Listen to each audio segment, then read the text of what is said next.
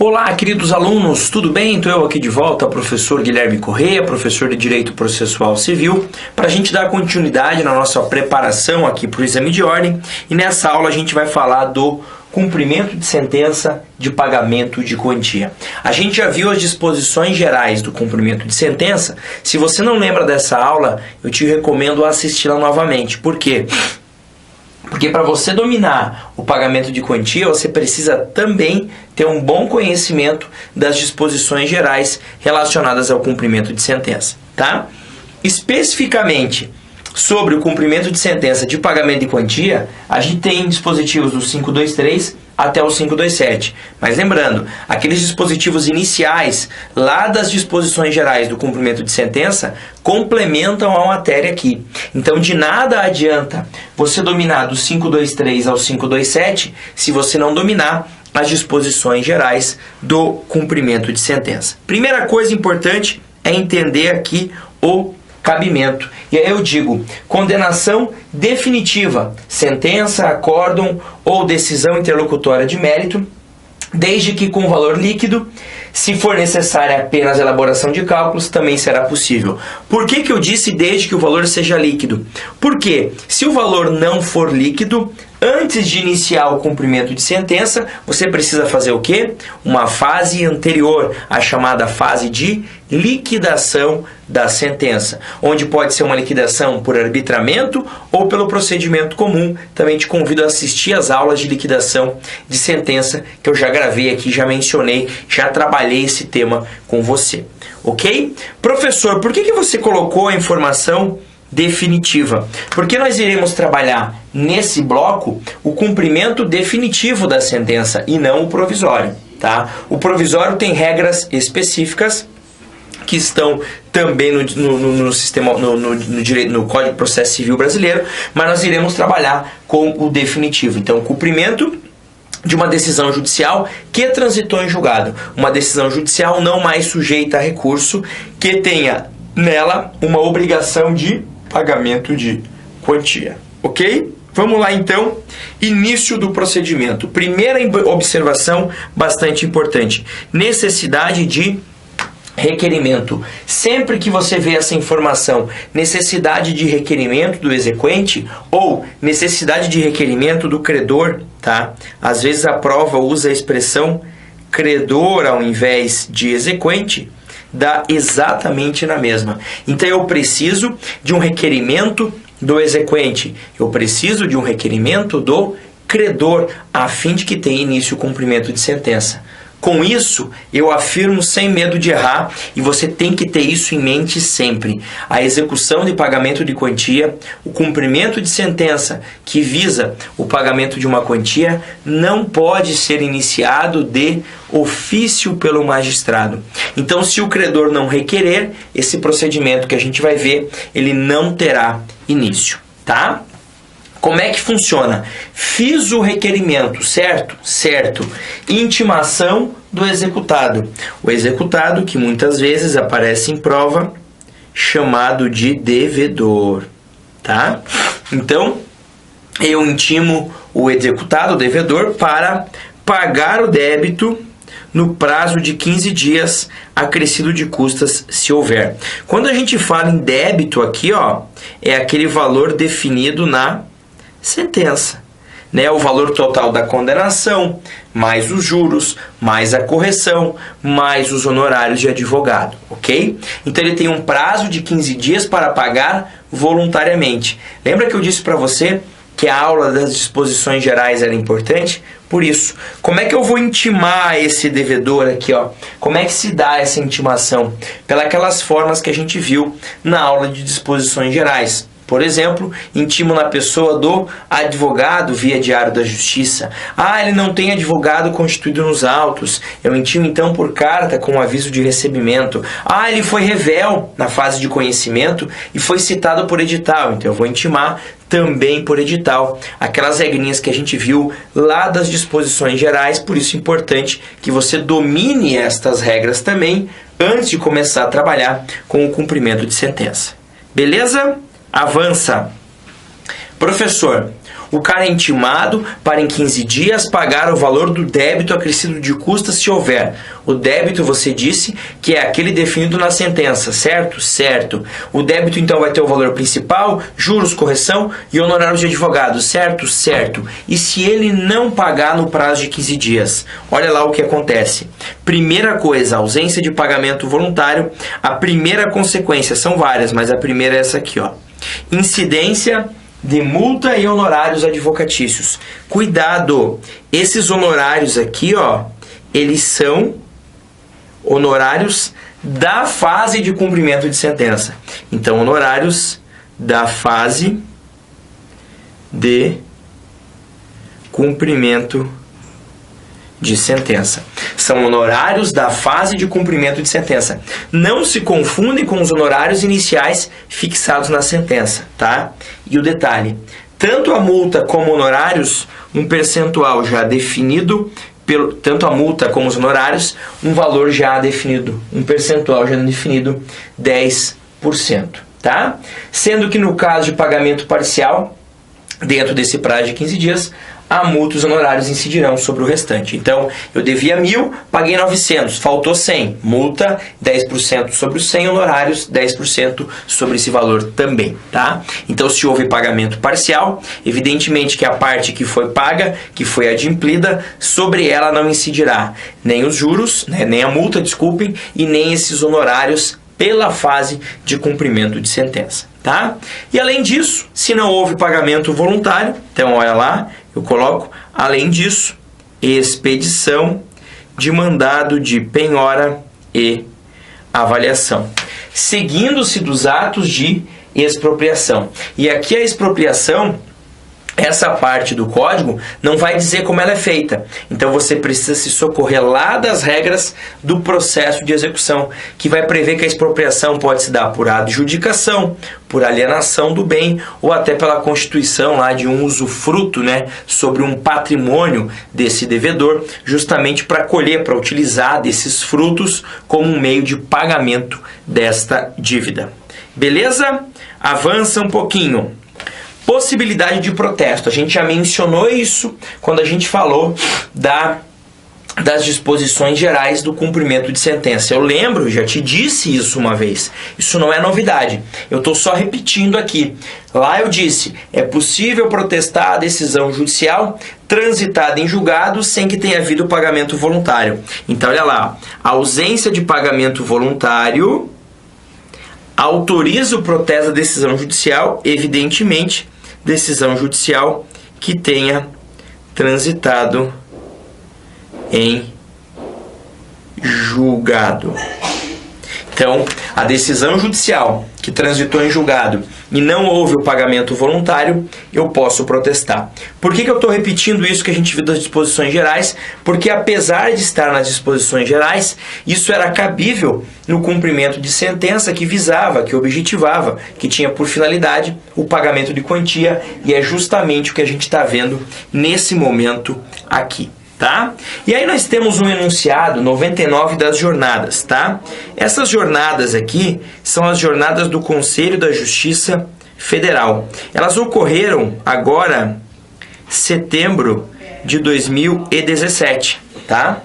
Então, são bem recentes e nessas jornadas participam, né, o Conselho da Justiça Federal. Ele é dirigido basicamente por ministros do STJ. E grande parte dos partícipes dessas jornadas são magistrados e ministros também do STJ. E por essa razão é importante a gente ter conhecimento, pelo menos, de alguns enunciados daqueles mais importantes, mais relevantes. E o enunciado 99, ele vai deixar claro que não basta, não é possível apenas o protesto, mas também há uma possibilidade, olha lá, em cadastros de inadimplentes. E isso pode ser tanto na execução de título extra, como também na execução definitiva de título judicial. Por quê?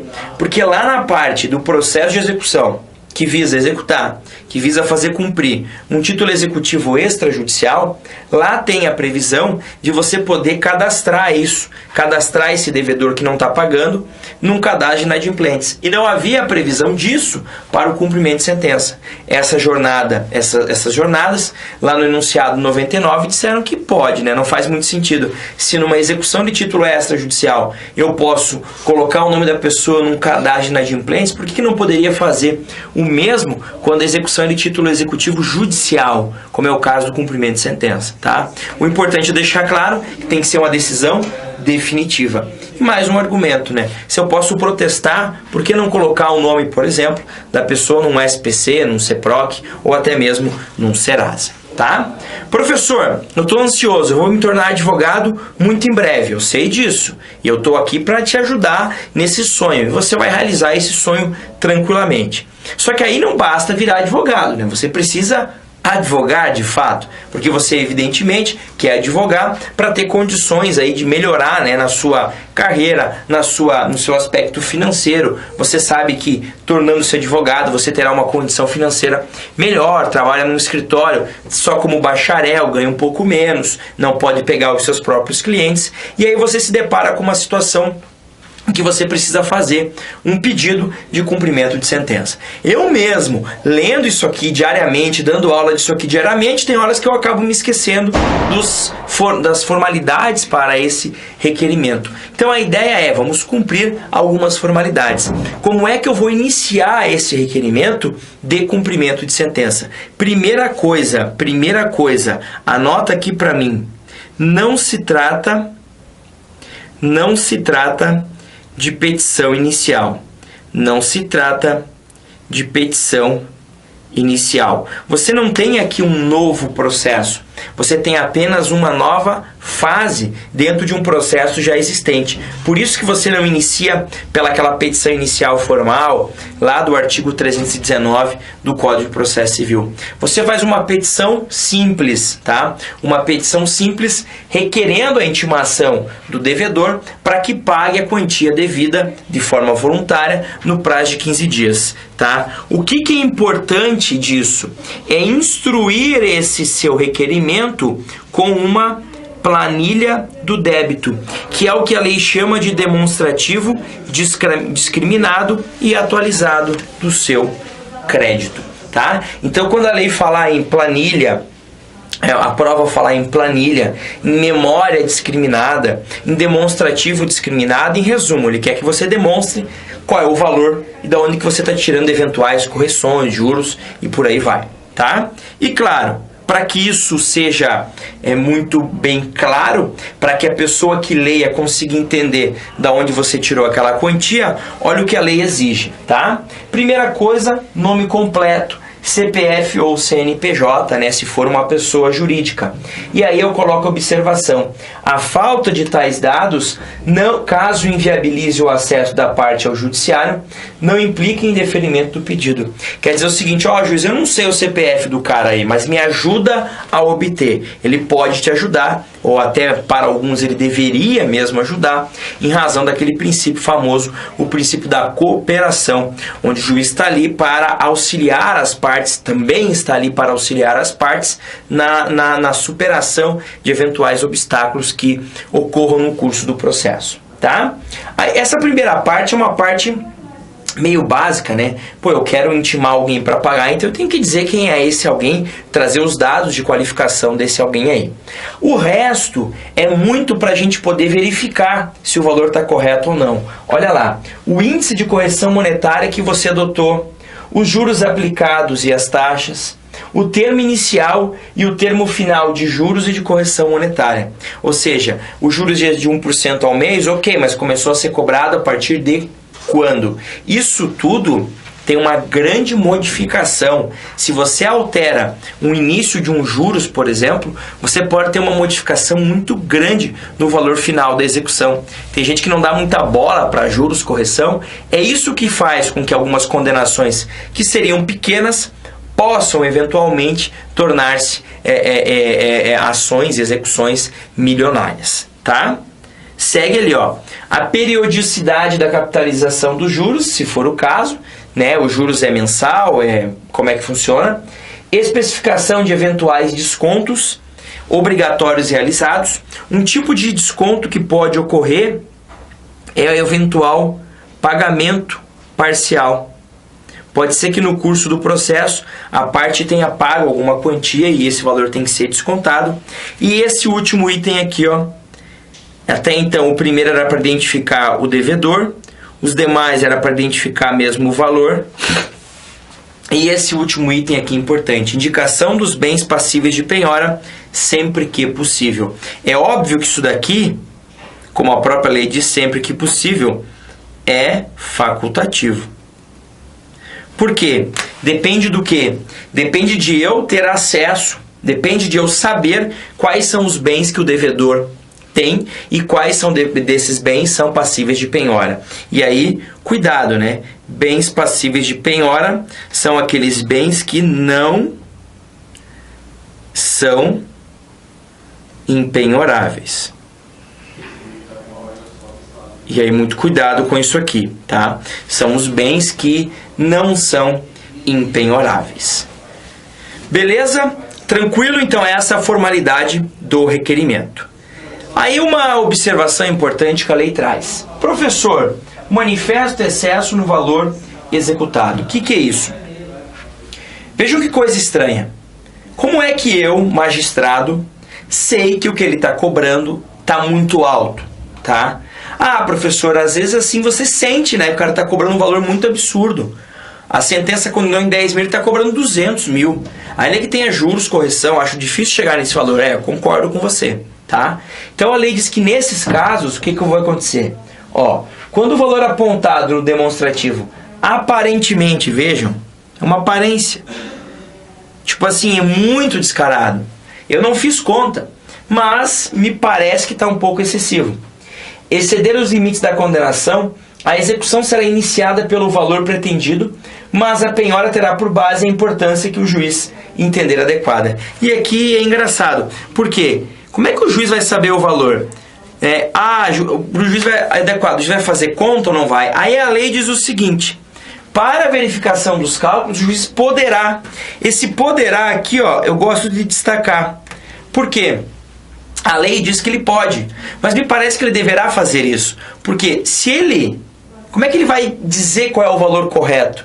Como é que ele vai dizer qual é o valor que deve prosseguir a execução ou que deve ficar restrita a penhora, né? Porque a lei diz que se o juiz entender que manifestamente excede, a execução segue pelo valor pretendido pelo autor, mas eventual penhora fica restrita ao valor indicado pelo juiz. Tá, mas aí que tá. Qual que é esse valor que vai ser indicado pelo juiz? Se a gente acabou de ver que o magistrado não tem condições, tanto não tem que ele pode levar isso para um contador para fazer a conta, tá?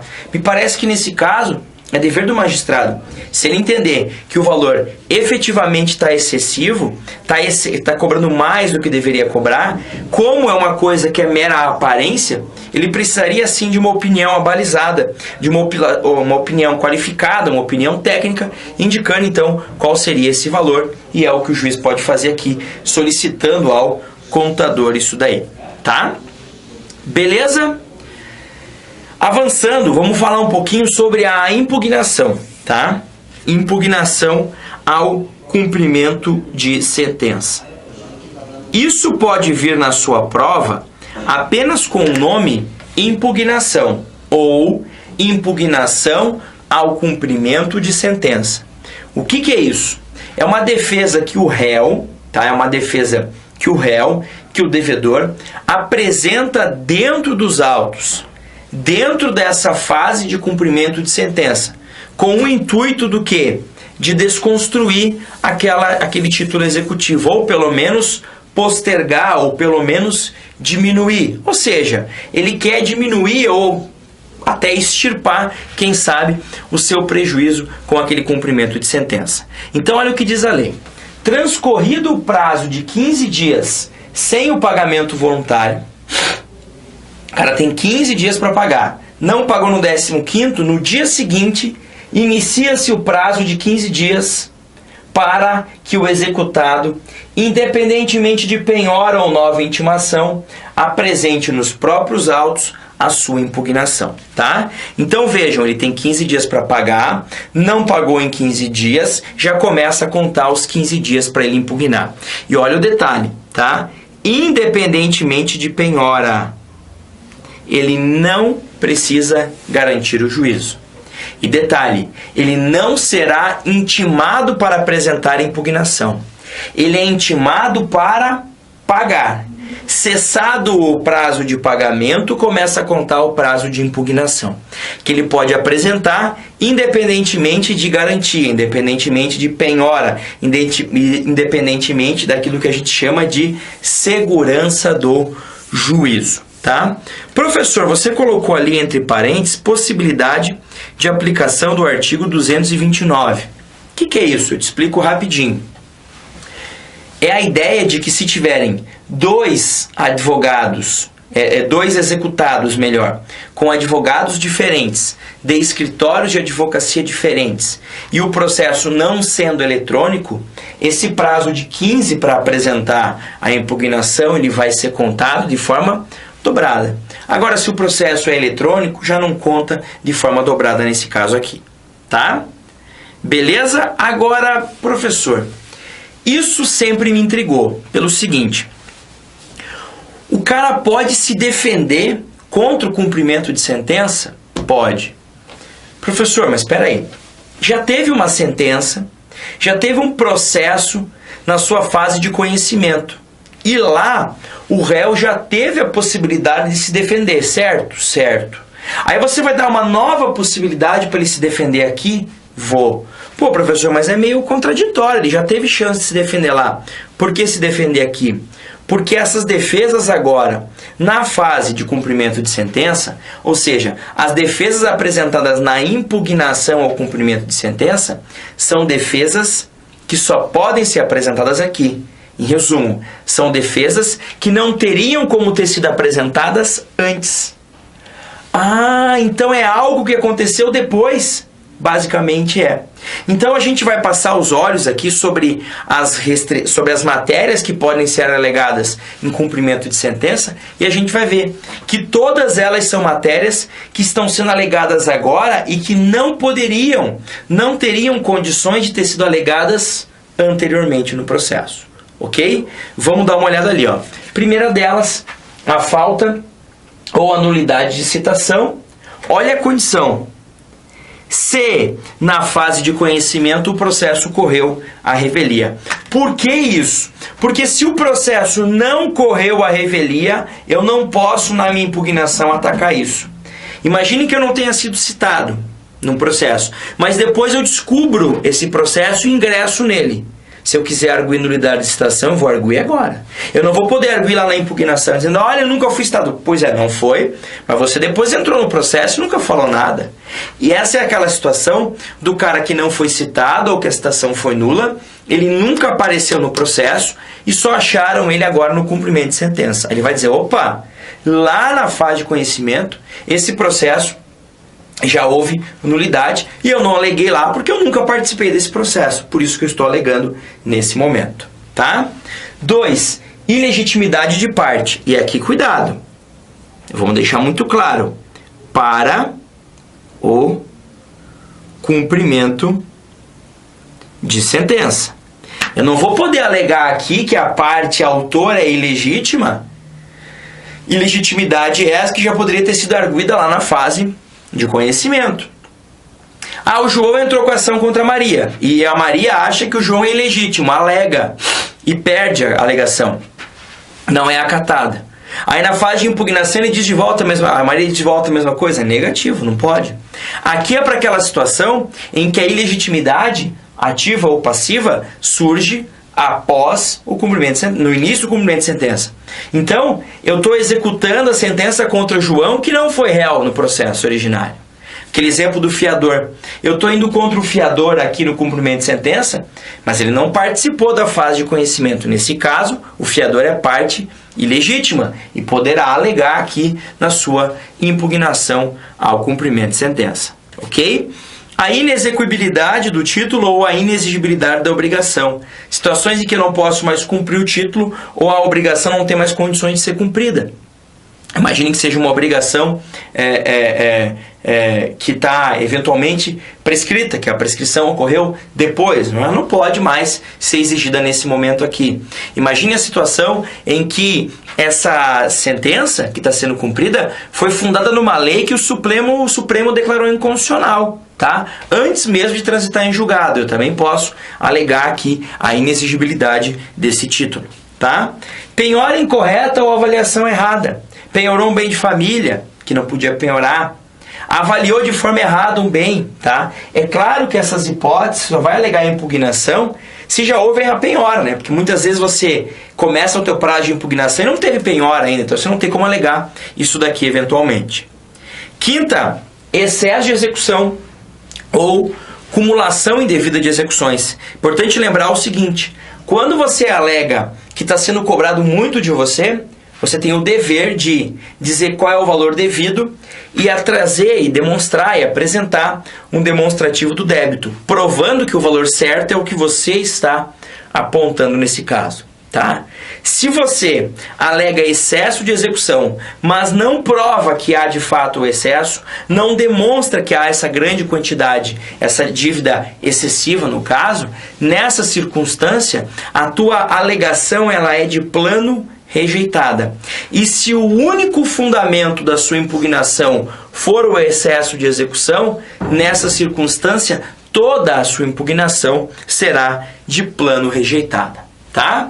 Sexta a matéria, a incompetência absoluta ou relativa do juízo da execução. Lembram que a gente viu que eu posso iniciar o cumprimento de sentença, onde tramitou o processo em primeiro grau, no local dos bens, no local do novo domicílio do devedor.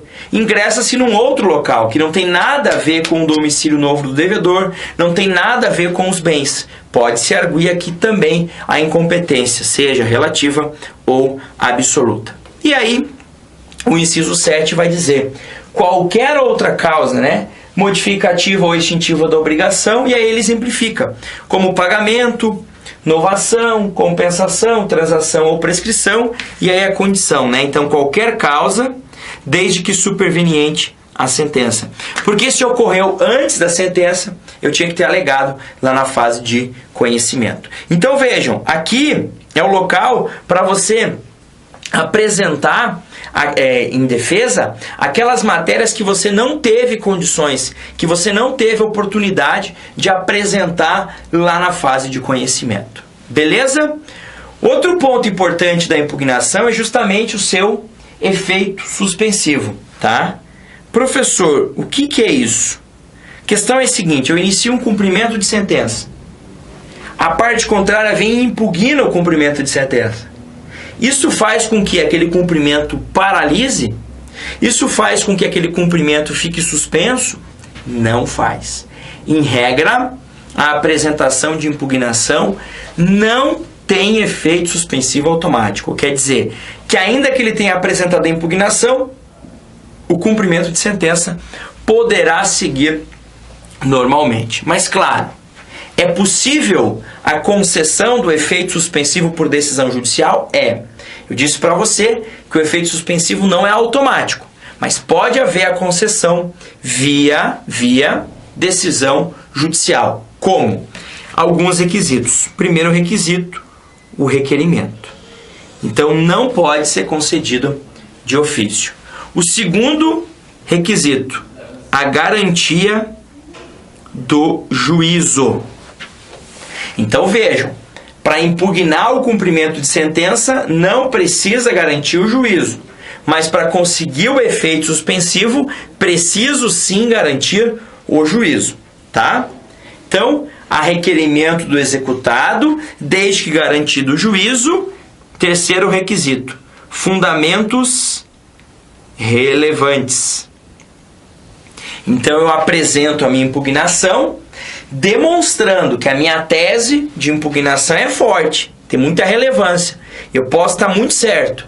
E se eu estiver muito certo de fato, eu posso acabar extinguindo ali, desconstituindo aquela obrigação que me está sendo cobrada naquele momento. E por fim, prosseguimento. Prosseguimento suscetível de causar ao executado grave dano de difícil ou incerta reparação. Suscetível de causar, então, grave dano de difícil ou incerta reparação. Tá? Então, é possível a obtenção do efeito suspensivo? Sim. É possível? Sim.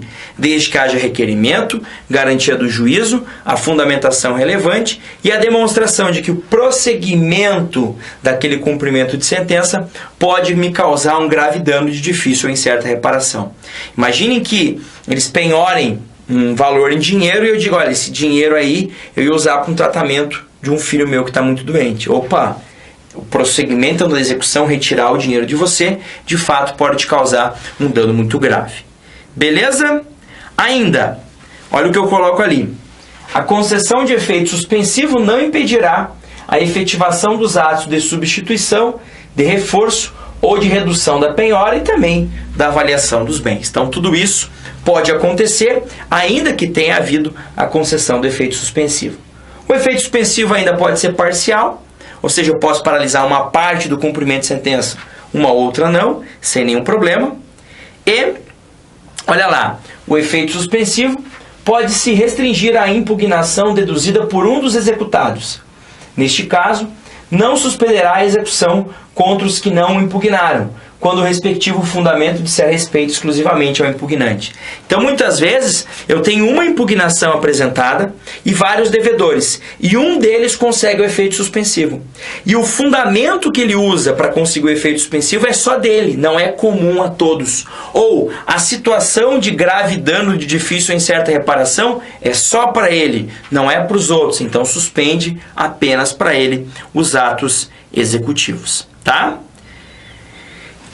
E ainda, quase finalizando, é possível o prosseguimento da execução, ainda que atribuído efeito suspensivo, desde que o autor, no caso aqui o credor, faltou aqui, desde que o credor, o exequente, preste caução suficiente e idônea, ou seja, uma garantia, a ser arbitrada pelo juiz.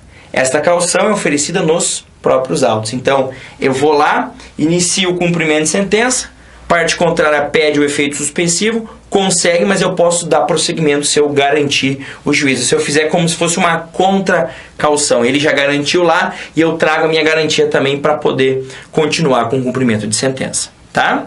E para fechar, e se surgirem motivos para impugnação após o prazo? Imagine que a penhora tenha ocorrido depois que passou o prazo de 15 dias e foi sobre um bem de família. Gente, uma petição simples, apenas arguindo, por exemplo, o equívoco lá da penhora, o equívoco da avaliação, tá?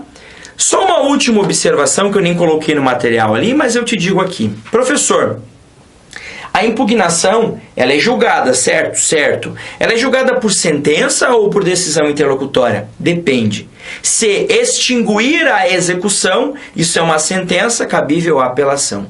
Se não extinguir a execução, se não levar à extinção da execução, será uma decisão interlocutória e, portanto, recorrível por meio do agravo de instrumento. É isso. Um grande abraço, bons estudos e até mais.